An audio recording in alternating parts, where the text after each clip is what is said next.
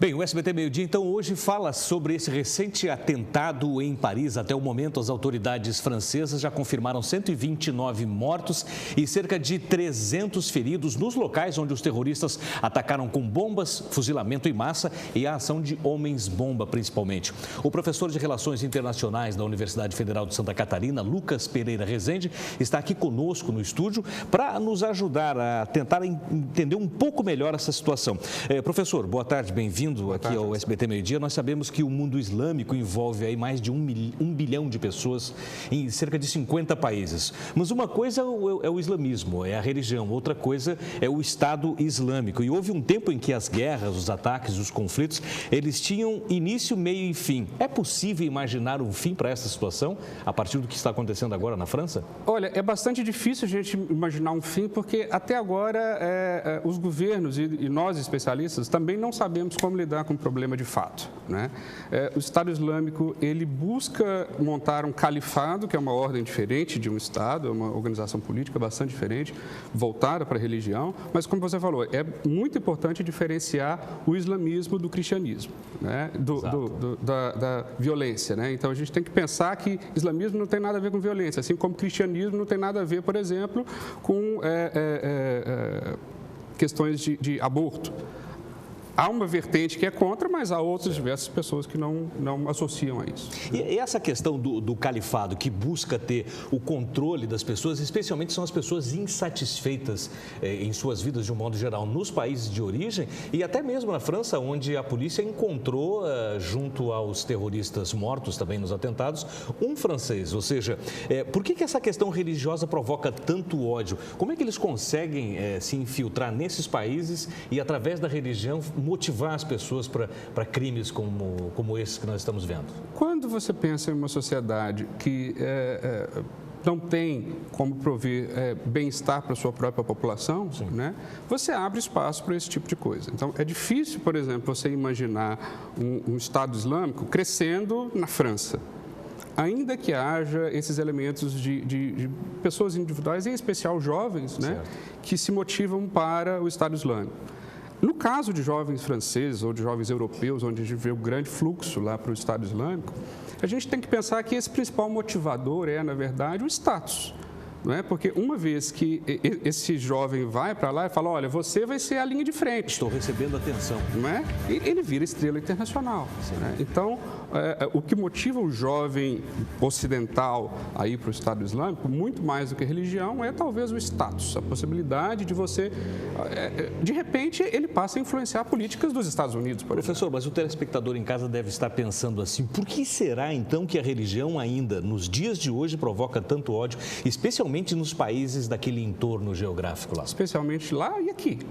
A religião provoca ódio desde sempre em todos os lugares, né? Então, a gente vê aqui no Brasil, por exemplo, atualmente, como presidente do Congresso Nacional, uma discussão muito forte acerca da religião, né? Se a religião deveria, de fato, pautar as pautas políticas nacionais. Mas são questões diferentes. Lá, por exemplo, nós temos os atentados, a violência, a agressão, a morte às pessoas, a violência dos patrimônios, eles roubam petróleo, eles atacam prédios públicos, enfim, eles de fato invadem a sociedade. Aqui no Brasil nós ainda temos mais a discussão e não temos nós não temos uma violência semelhante ao que se percebe lá, né?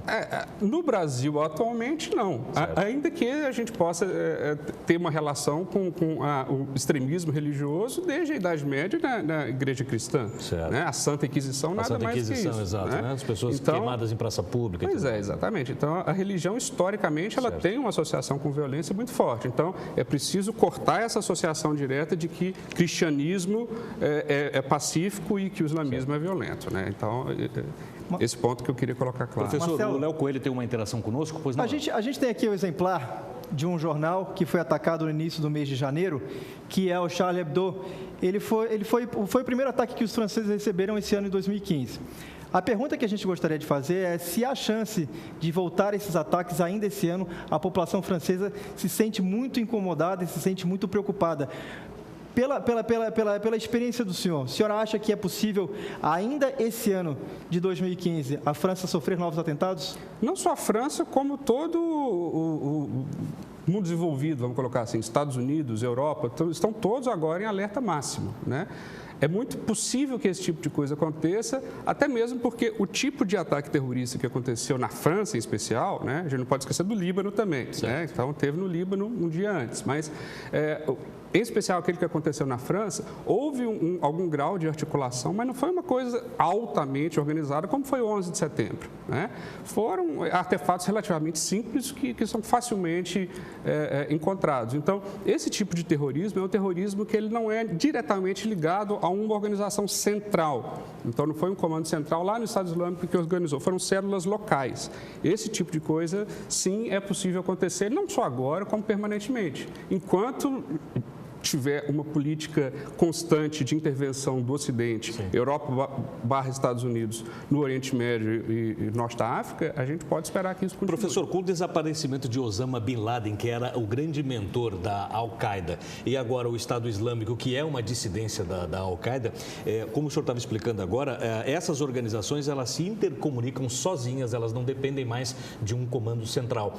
Nós temos, como o Léo comentou, a possibilidade ainda de ocorrer, então, mais algum ataque na Europa e nos Estados Unidos, só que muita gente aqui no Brasil, nas redes sociais, já começou a manifestar uma preocupação. Tem um vídeo circulando na internet, que a gente não sabe a autoria e a origem desse vídeo, que fala em datas específicas a ocorrerem novos ataques.